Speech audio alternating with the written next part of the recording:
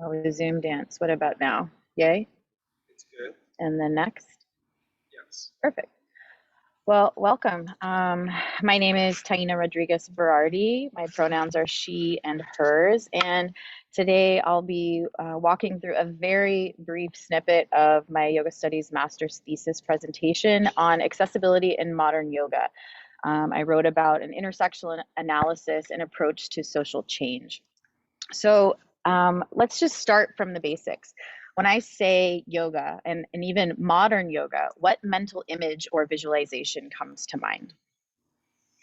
So for me, though I've been practicing yoga for almost 15 years and I've been a yoga teacher since 2013, teaching lots of different aspects and styles of yoga, for me, I quickly come to something like this: the quintessential image of the modern yoga industrial complex, a brick and mortar yoga studio with $20 to $40 fitness-oriented physical asana or posture classes, docile bodies, minds on and docile minds on rubber mats, and looking all spiritually blissed out. Am I wrong?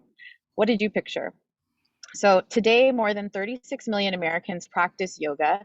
90% are aware of yoga. One third have tried yoga, and more than 16 billion in reported consumer spending in 2016 can be attributed to yoga-related categories. So today, yoga is widely touted for its universal applications, physical, mental, spiritual embodiment benefits, but with the prevailing industry model having shown an advanced exclusionary identity, one that standardizes young, thin, white women wearing expensive fitness apparel and subsequently omitting those outside of normative race, gender, sexuality, ability, and social class identities.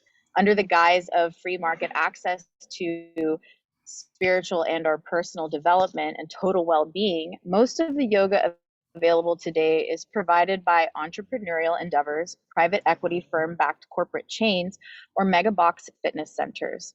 As I entered this program, I'm to immerse myself in 2 years worth of yoga scholarship. I found that much of the conversation about modern yoga fell within the field of critical yoga studies, with scholars like Andrea Jane, Farrah Godridge, Amanda Lucia, and even here at LMU, Tracy Tiemeyer and Christopher Miller, suggesting deeper analysis around neoliberal capitalism as a context for understanding the commercial phenomenon that has molded the exclusive ethos of the modern yoga industry and its practices. In her 2020 book, Peace, Love, Yoga, following the work of political theorist Wendy Brown, Andrea Jane states, neoliberalism is best understood not simply as economic policy, but as a governing rationality that disseminates market values and metrics to every sphere of life. It formulates everything, everywhere in terms of capital investment and appreciation, including and especially humans themselves. So in other words, signs of the rising dominance of neoliberal capitalism are in the increasing monetization of all public space and commercialization of everything, including yoga.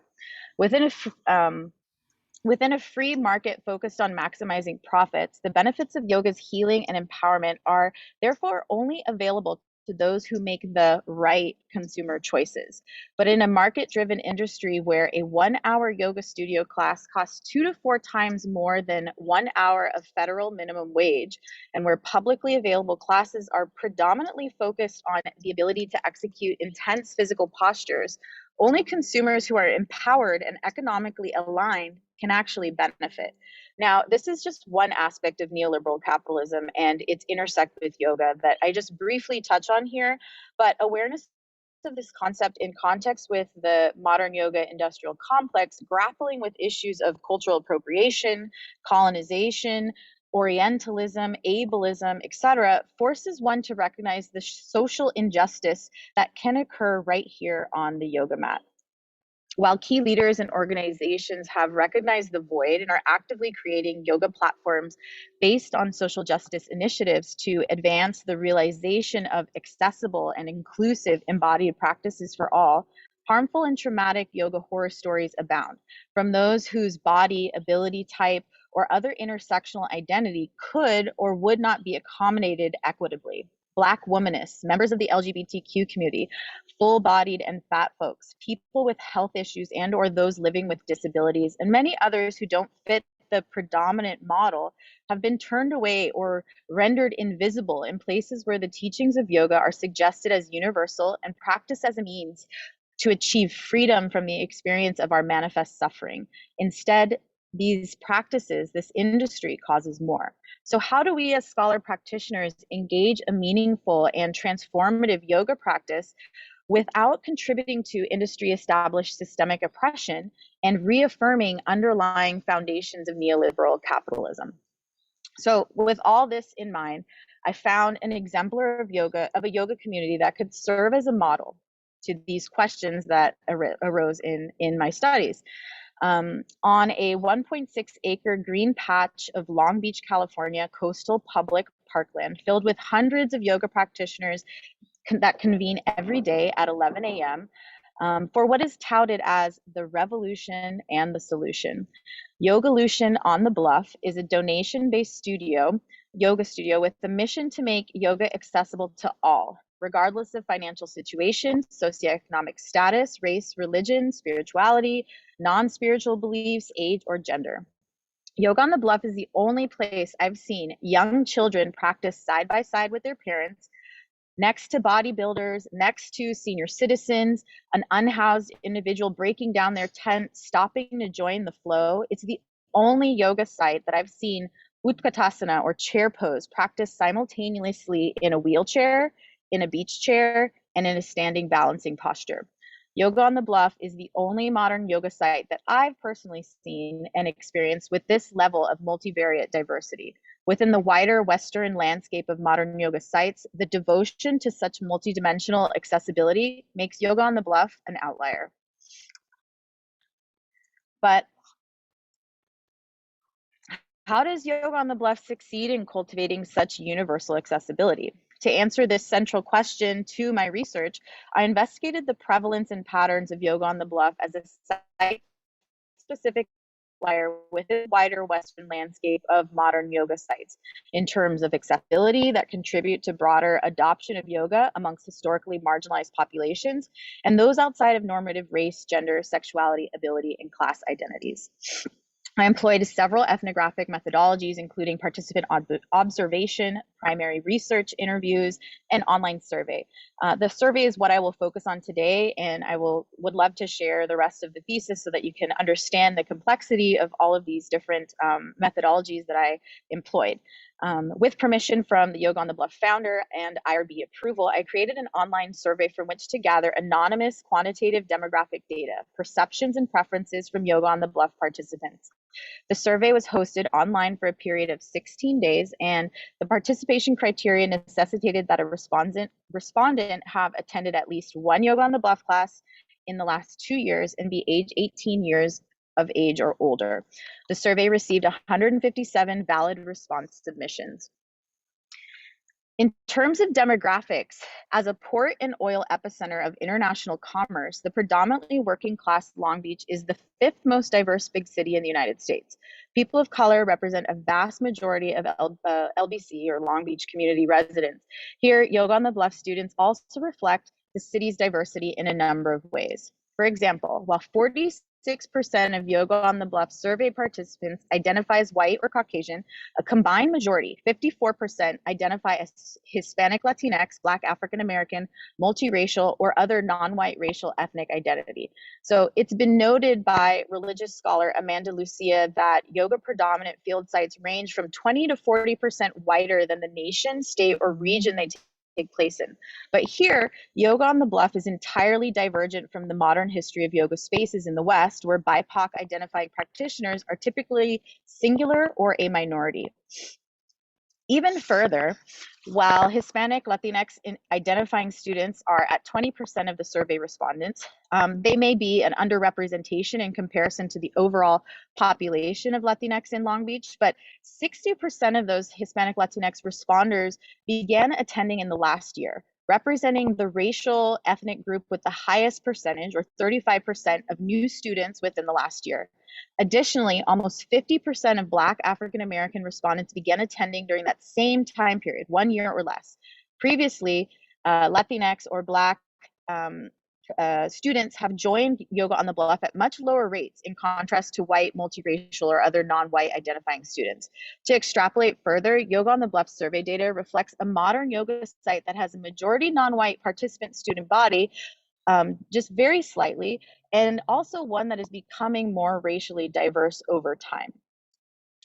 Notably, recent analysis of public park and recreation programs have found that communities of color tend to have less park areas, fewer recreation opportunities, and inferior quality of parks and recreation facilities, and that people of color are less likely to use public parks and recreation programs compared to whites. Whether Long Beach draws in people who love spending time outdoors or that it cultivates this inclination with its open beaches and urban parkland, we can't know, but when Yoga on the Bluff students were asked to indicate the reason or reasons why they participated in a Yoga on the Bluff class, enjoyment of the outdoors and or nature was the top motivation. Generally speaking, a majority of the population also indicated that outside of Yoga on the Bluff, they had practiced yoga mostly at home or in gyms and fitness centers. This could indicate that practicing yoga in a nature space is a potential driver for students who do not prescribe to the normative modern yoga chain or boutique studio business model. Students were also asked why they continue to practice at Yoga on the Bluff, and here mental health surpassed enjoyment of nature to become the top survey response overall. So if you listen to Gavi's presentation, there's a lot of connection. This was especially prevalent with non-white respondents. Mental health as a prime reason to continue their Yoga on the Bluff practice superseded all other options by 10 percentage points in all but one group, Black African American, where it was tied with outdoor and nature for the top response. Even then, the tie between mental health and nature is 10 percentage points beyond the third highest selection, physical health. To be sure, mental health was selected as a top 3 reason for all non-white survey respondents when asked why they started attending Yoga on the Bluff, but it is significant that mental health became the #1 reason why they maintained their practice. Also, almost 35% of respondents indicated that they began attending Yoga on the Bluff classes during the time period of 2020-2021 global health pandemic coronavirus. One can reason that with BIPOC students coming to Yoga on the Bluff at higher rates over the past year, looking for outdoor nature spaces and finding mental health benefits, that response to COVID-19 was a major contributing factor. Almost 90% of responses indicated that they saw the class going on while they were driving or walking by or passing by. So I found that 64% live within 4 miles of the park. Not only is this the outdoor draw, but the Yoga on the Bluff site has become a widely visible spectacle of diversity, Black, brown, multi-identity, and intersectional bodies congregating in one locale, centralizing their experience in a practice that they've been historically marginalized from participating in. This creates a draw for would-be practitioners and encourages people to see themselves as welcome in an entirely new space, and it's getting more diverse. Yoga on the Bluff is this spectacle as well as a safe haven. You can see yourself as a person of color, as a person of a marginalized identity, in the diversity of the crowd, while also not standing out for any particular reason like you might feel or find in a studio class. Beyond race, survey analysis conveyed additional identity diversity. A quarter of the respondents were male, which is typical, and it's found in the Yoga Journal study that I referenced earlier. But it's when you attend the classes, and this 25% is more, it seems more in a lived experience versus when you go to a studio. More than 28% are LGBTQ, 25% and 26% respectively white and Black African American are over the age of 55. Almost 50% of the population here is over 35. So corporate studios seem to cater to a crowd that's younger and fit, while Yoga on the Bluff is drawing in people who are older. So to ask how this modern yoga site succeeds in cultivating accessibility ends up being a pretty basic question. Yes, Yoga on the Bluff draws in large and diverse participation because it sets itself apart from the mainstream yoga industry. Instead of exclusionary business tactics and exploiting the profit-oriented modern traditional brick and mortar studio model, Yoga on the Bluff lowers the barrier to entry for its students. To accomplish this, they meet people where they're at, physically, financially, operationally, and spiritually. From its pop-up style assemblage on public parkland in the urban center of one of America's most diverse cities, to its simple, free, donation-based business offering and teaching style that welcomes a gentle mix of all ability, low impact postures or asana, alongside confidence building affirmations and come as you are meditations. In doing so, Yoga on the Bluff provides a refreshingly radical viewpoint and pushes back against neoliberal capitalist norms and intersectional social justice issues that have become deeply embedded within modern manifestations of yoga in the West. Even further, I contend that Yoga on the Bluff utilizes accessibility as a platform to facilitate personal transformation that aids a movement of collective liberation. For these reasons and many more, this modern yoga site is a model towards yoga's future. But at $16 billion industry, it just doesn't change overnight, right? We know that. And as students, educators, teachers, practitioners, community members, we must instigate the change we want to see. So what this also means is that there are many more questions to ask and investigate. Now that we know some of the ways accessibility is positively cultivated, how can we implement accessibility at other modern yoga sites? Do we have to dismantle sites entirely, build them up around concepts of intersectional social justice and refound them on principles of universal accessibility? Or can we append to current structures and institutions? In the process, how do we avoid becoming neoliberal automatons, bodies made strong in the name of yoga, but in reality, just actors, gestures for fully franchised producers and consumers of capitalism? One thing I've learned in this program is that in trying to find answers to hard questions, you end up with a lot more questions. So with this research project, I set out to understand how we might construct more accessible yoga spaces and practices by examining how a particular yoga site in Long Beach has incorporated solutions to address economic equity, ability inclusiveness, and identity diversity. Yoga on the Bluff has provided many examples of how we can make accessibility achievable, sustainable, and if undertaken holistically, entirely universal. Thank you so much, everyone, for joining me today. And shout out to my husband, my family, and friends, and all of my professors that are here. I appreciate you. Thank you. Thank you, Taina. And Thank you, Taina. here we are in Southern California, where so much of this originated. And my question for you, Taina, is with virtually all of the brick and mortar disappeared in the last year, what prospects do you see for the future? Well, I think we learned a lot, and thank you for that question. I think we learned a lot over the past year of this pandemic, and while I was doing this research, the pandemic was going on, and one of the things that I mentioned in the paper that I didn't talk about today is just how relevant this practice is for people that relied on the Bluff for their mental health, like I mentioned, but also the community that was built there. You know, a lot of my interlocutors talk about just meeting friends and going there to meet people. So like Gavi was saying earlier, just there's such an aspect of this mental health that, you know, COVID brought to the forefront. That being said, I think at the same time, some of the things that Serenity was talking about in terms of the social, the justice issues that we dealt with in the past year, in terms of, you know, being highlighted with the death of George Floyd and many other of our Black, African American, and BIPOC brothers, sisters, and siblings. We recognize that there's a lot of disparities and they're coming to the forefront. And I think it's people like us that are working to bring that to light and make change at the base of all these systems. I know all of us started teaching online and providing offerings that were more accessible in that way to reach people across the world. So I think just this awareness and this questioning that we're doing currently to reconfigure this industry is going to help us propel forward. Thank you.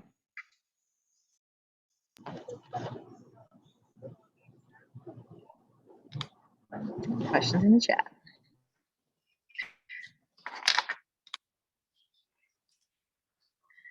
Okay, this is from our dear friend John Kingsley. Do you think that as big box studios open and close and grasp for an identity, what will group postural yoga look what group postural yoga looks like will shift, or will it shift? I think so. I think people are becoming, more aware that yoga is not just a fitness practice. Yoga is not just an opportunity to sweat. I think all of us, especially in all of the different classes that we've taken, have really come to understand that yoga can be the stillness, it can be the breath, it can be the meditation, it can be all of the above. And I think more and more it's our jobs to get out there that yoga is not just sweating in a box. Basically, we need to incorporate all of the rest of the aspects of the practice, and there's so many, right? It's not just the 8 limbs of yoga. There's so many other um, capacities that we can use to engage and embody our practice. So I think we'll continue to expand. Yoga's lifeline has been incredibly long, and I think about it as a river with all these tributaries coming in and out. So we're still just at the very beginning, I believe.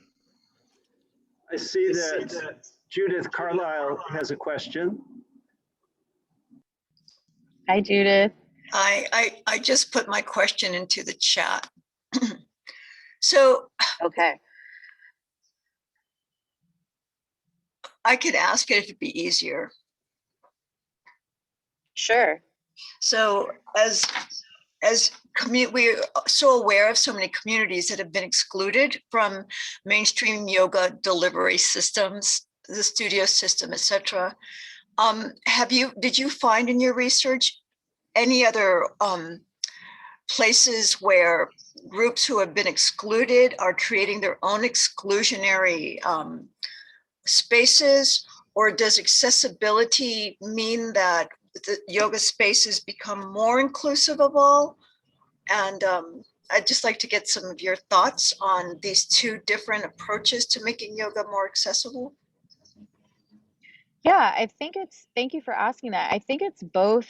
And I think that, we have to look at people and their needs holistically. And that's what part of my thesis research was in universal design, which really it's part of like the ADA laws and really like that aspect of looking at all of our environments, yoga, buildings, our education system, and making sure that through universal design, and here I call it universal accessibility, that this accessibility is almost invisible because we've thought of all of these aspects, or we've tried to incorporate all of these aspects. Instead of having a ramp for someone in a wheelchair, we've made the building unnoticeable so that a person could walk and a person could utilize their wheelchair in the same space without having to be appended on. So I think there's that aspect of looking at modern yoga spaces and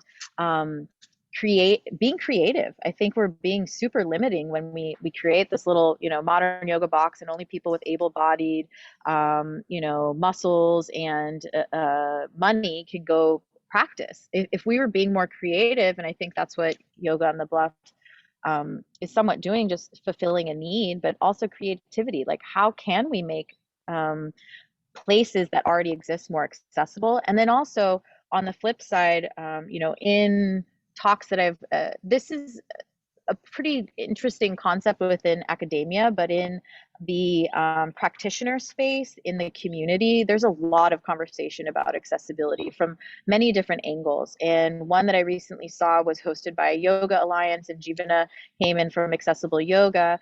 And they were just talking, and we had Diane Bondi, who is a Black woman practitioner, and we had some other folks who are from other areas of accessibility, and they were debating, do we have classes that are just for Black women?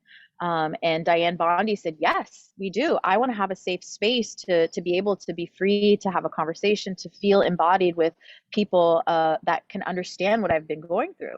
And then Ryan, who I can't remember exactly what group he represents, but he was saying, no, I don't want to be singled out. I want to be able to attend classes, that anybody hosts. So I think there's not one singular answer. What it is trying not to be exclusive and being as open from the onset, from the concept as possible. That's great. And a couple of other comments have come in on the green yoga aspect. And Indu Subramaniam is inquiring, what future do you see for outdoor yoga?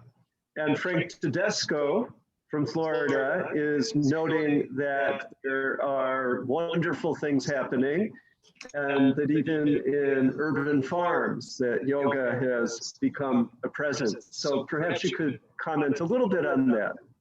Yes, I think outdoor spaces have been underutilized thus far in terms of yoga practice. I think even as a teacher myself, I started teaching in park yoga spaces with donation based, but there are a lot of elements that you have to deal with: the cars, the people, the trash. The one time we had somebody picking up one of the porta potties and ruining our shavasana, but not really, because that's what yoga is about, right? And I talk about that is, if yoga is the willingness or the movement to still the mind, this is the requisite training ground, right?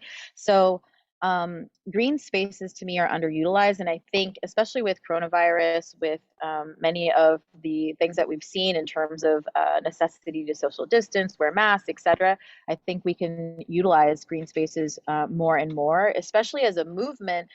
Like I mentioned, people of color have very limited access to green spaces, and I think this is like a social justice issue in terms of just having access to the outdoors, to fresh air, to places and spaces that we can utilize in our own envisionment. And I think again, it goes back to being creative, right? I think the yoga model has been buy a retail space, add some wood floor, make it hot. And I think that's really limiting. Yeah, and I want to point out that Ayana, in our current newborn from our current cohort, is pointing out in the chat that an LMU undergrad has really brought forward an intersection with the Black Lives Matter movement. And as I drive through Westchester on Sundays, just our local neighborhood here, and see the local activists, the young families that are out there week after week after week, it reminds me of the movement writ large that Gandhi brought into our awareness that we must speak truth. And public proclamation is truly a form of conscientization, raising of people's consciousness, and very much part of yoga history. Now,